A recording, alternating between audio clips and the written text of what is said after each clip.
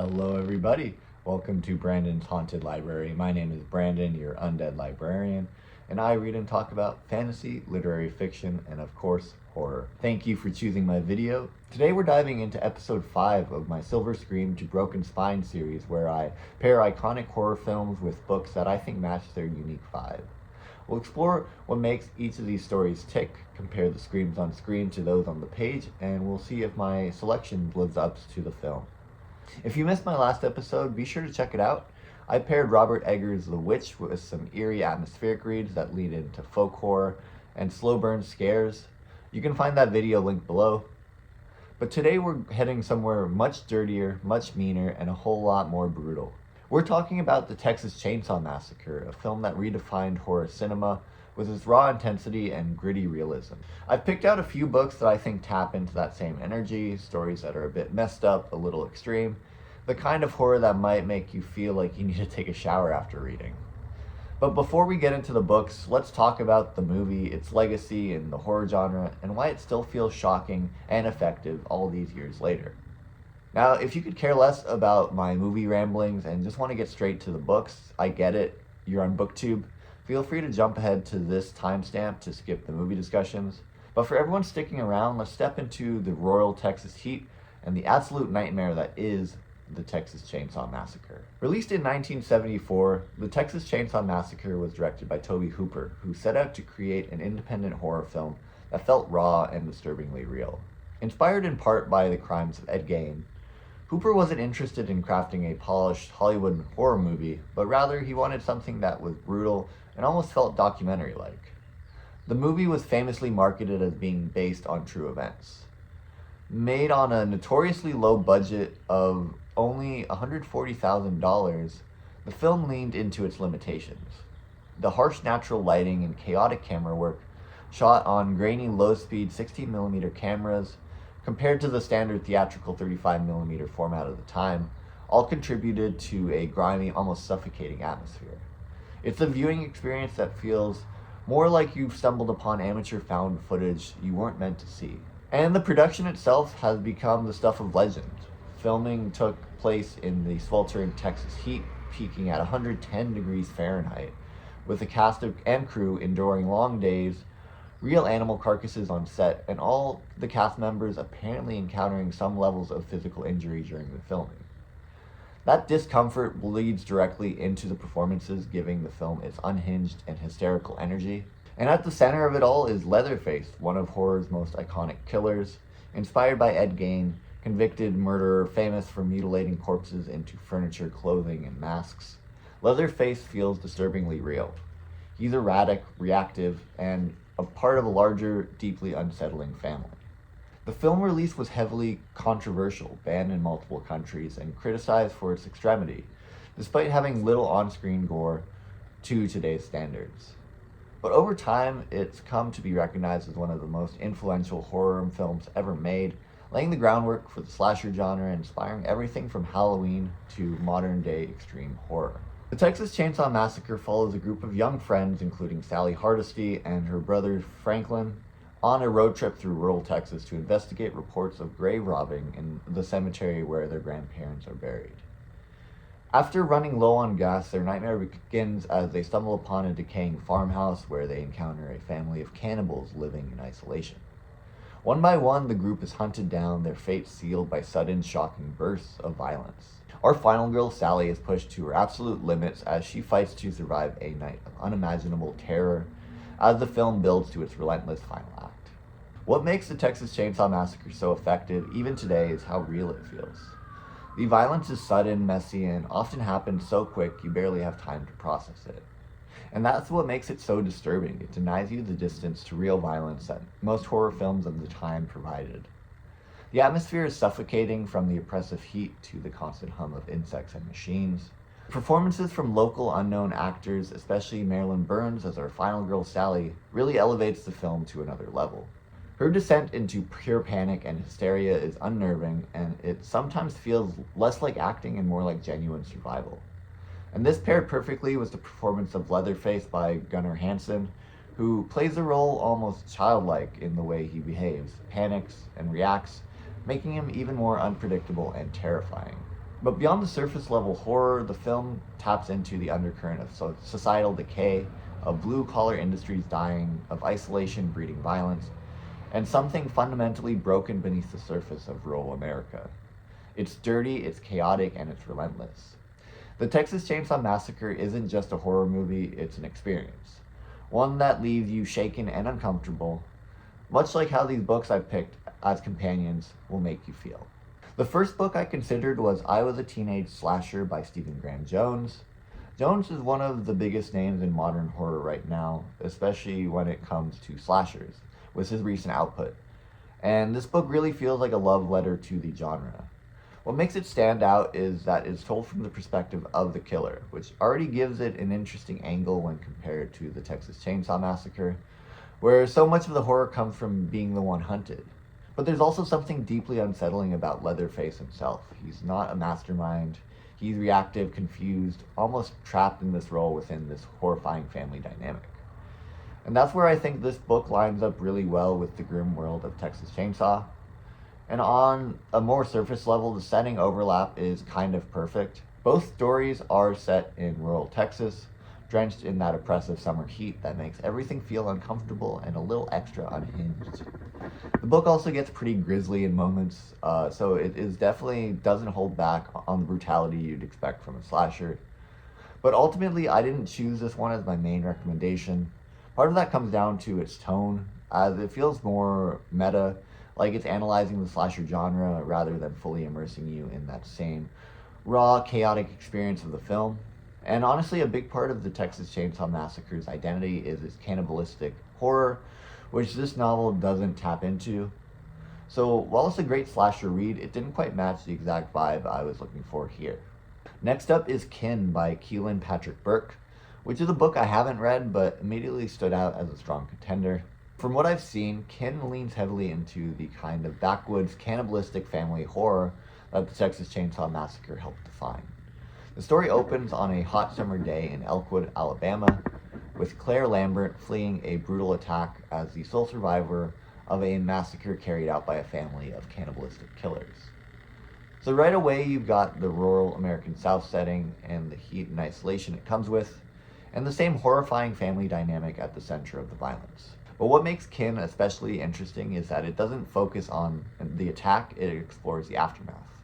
We follow the lone survivor and the connected characters as they deal with grief, trauma, and ultimately revenge. It's less about the initial massacre and more about how that kind of violence lingers. And from everything I've seen, this book is extreme and doesn't shy away from brutality, as it seems to fully embrace the kind of raw horror that Texas Chainsaw is known for. So honestly, this one came very close to becoming my pick, but the reason I didn't ultimately choose it is pretty simple. I just felt like the books I did choose had a slightly stronger potential for what I wanted to explore in the video. That said, if you're looking for something that captures the cannibalistic horror, the violence, and the emotional fallout of a Texas Chainsaw style story, Kin seems like a very solid recommendation. Next up is Depraved by Brian Smith, which came up a bit in my research when I started looking for books to match the vibe of the Texas Chainsaw Massacre. And once I tell you the premise, it's pretty easy to see why. The story follows a group of college students who take a wrong turn and end up stranded in a remote Tennessee town where they encounter, you guessed it, a family of violent cannibalistic killers. So on a surface level, this is almost as close as you can get. You've got the rural isolation and the same kind of backwoods family unit at the center of the horror. It's very much playing in the same sandbox as Texas Chainsaw, just turned up to an even more extreme degree for modern audiences. And from everything I've heard, Depraved fully leans into the depravity of its title. This is splatterpunk, so the violence is more graphic and way less restrained from what you would see in Hooper's film, which was actually pretty minimal with on-screen gore despite its reputation. That said, this is also why I didn't ultimately choose it. While Depraved seems to match the content of Texas Chainsaw, I'm not sure it captures the same feeling. The film's horror comes from tension and atmosphere, whereas this seems much more focused on shock value and pushing boundaries. And there's nothing wrong with that, it just wasn't exactly what I was looking for with this video. But if you want something that takes the cannibal family horror of Texas Chainsaw and dials it all the way up, This is definitely one to check out. Now the first book I'm choosing to read for this video is Brother by Anya Alborn. And this one feels like a natural fit for Texas Chainsaw Massacre. The story follows Michael, a young man raised in a deeply disturbed family in rural Appalachia. So instead of following victims who stumble into danger, like in the Texas Chainsaw Massacre, this one puts us inside the family from the start. And that's really what caught my attention, because one of the most important aspects of the Texas Chainsaw Massacre for me isn't just its violence, it's the family dynamic. The way they normalize what they're doing, and how someone like Leatherface exists within that structure. Brother seems like it's going to explore that idea in a much more intimate and character-driven way, really digging into what it means to grow up in that kind of environment, and whether someone raised in it can ever truly escape it. It also sounds pretty bleak and brutal, which is definitely what I'm looking for with this video, and what I've heard suggests it leans into some psychological horror, which sounds perfect. So I'm really excited to see how this one plays out, especially compared to the Texas Chainsaw Massacre, since it feels like it might capture that same disturbing family core, just from a completely different perspective. This feels like a really strong contender, but we'll see if it actually delivers. And the next book I'm choosing to read after is Off Season by Jack Ketchum. And this one seems like it'll be a great match to the Texas Chainsaw Massacre. The story follows a group of people staying at a remote cabin during the off-season in a Maine beach town who are suddenly attacked by a family of feral cannibalistic killers. So again, you've got a similar core setup, isolated location with no escape, and a brutal cannibalistic family closing in. But also this one stands out to me because of its timing. Off Season was published in 1980, just a few years after the Texas Chainsaw Massacre hit theaters. So I'm really hoping it captures the same kind of raw vintage horror before the genre became a bit more polished as it can be nowadays. Everything I've heard about this book suggests it's extreme, probably much more graphic than what you'd see or what was implied in the Texas Chainsaw Massacre.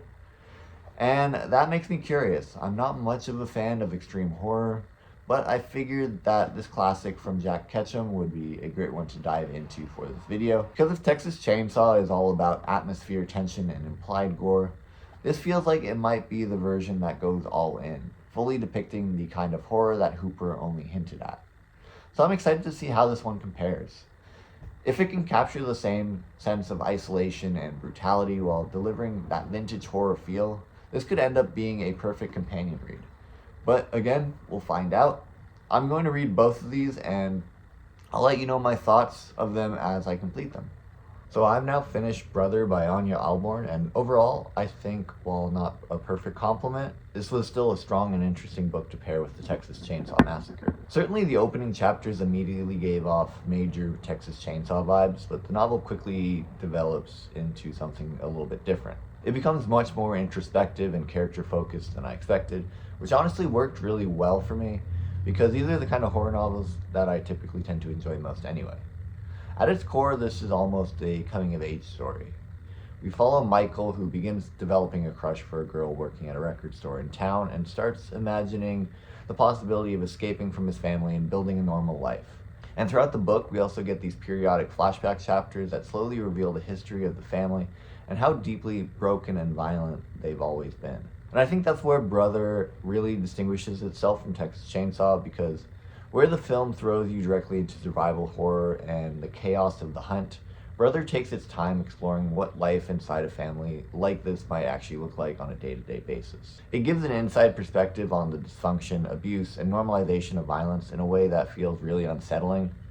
That said, the Texas Chainsaw energy absolutely comes roaring back in the final chapter of the novel. The last chapters become brutal, chaotic, and genuinely disturbing, building towards a bleak ending that definitely delivers on the backwoods horror atmosphere I was hoping for. And the characters are memorable too, especially Mama and Michael's brother, Reb, who are both competing for the title of the most absolutely psychotic member of this family. Overall, I think Brother is a really compelling horror novel. It may not constantly feel like Texas Chainsaw Massacre, but it does a really interesting and compelling job at capturing the disturbing family dynamic of the Hardesty family at the heart of the film. I'm currently making my way through Off Season by Jack Ketchum, and we'll unpack this when I finish. So I've now finished Off Season by Jack Ketchum, and yeah, this book is pretty extreme. This is definitely one of those novels where I'd recommend people look up trigger warnings beforehand, as I would with any extreme horror novel, because this contains some pretty graphic violence, deeply disturbing imagery, and a lot of brutality directed towards women, though not necessarily disproportionately so. That said, I do think this is an incredibly effective horror novel. At its core, this is a home invasion story, and it really taps into that primal and common fear of horrific things closing in on your house. And once things get going, the pacing becomes relentless, and the book maintains this frantic, tense energy almost all the way through. And the cannibal family here is very reminiscent of the Texas Chainsaw Massacre. The biggest difference is scale. The family in off-season is much larger, and the inclusion of children makes the whole thing even more disturbing. Even though the setting is rural Maine rather than Texas, the family still captures that same feral hillbilly energy. What really connects this book to Texas Chainsaw for me is how provocative both works feel for the time periods. Texas Chainsaw shocked audiences with its on and off screen violence, while Off Season pushes that brutality directly onto the page in a much more explicit way. And some of the descriptions here are genuinely skilled in crawling. Ketchum does a very good job placing you in the victim's perspective and forcing you to imagine the physical and psychological terror of what they're enduring. That said, I didn't love everything about it. I thought the opening spent a little bit too much time introducing the couples staying at the house, and occasionally the writing itself felt a bit clunky. But overall, while this isn't usually the kind of horror I gravitate towards personally, I do think it's a very solid companion piece to the Texas Chainsaw Massacre. It captures that same frantic brutality and grimy energy that makes Hooper's film so iconic. And that wraps up this episode of Silver Screams to Broken Spines. To sum it up, if you're a fan of the Texas Chainsaw Massacre and want a book that captures the disturbing family dynamic at its heart of the film, Brother is probably the one I'd recommend most strongly. It takes a more introspective and character-driven approach, but I think that angle made it really compelling as a companion to the film. If you're looking for something more brutal, exploitative, and relentlessly intense, then Off Season is probably the closer tonal match. It absolutely captures the chaotic, feral energy of Texas Chainsaw. Both books ended up feeling like strong companion pieces in very different ways, and I'm glad I ended up reading both for this video. Thank you so much for watching. If you've read any of these books, or if you have any other recommendations that capture the vibe of Texas Chainsaw Massacre even better, let me know down in the comments. I'd love to hear your thoughts and talk horror with you all. And if you enjoyed this video, don't forget to like and subscribe so you don't miss the next episode of Silver Scream 2 Broken Spines. Here is a sneak peek of the next episode. Oh! Get it off! Get it off! Get it off! Get it off! Get it off! Get it off! Out of break! I'll catch you all next time. Stay spooky, my friends.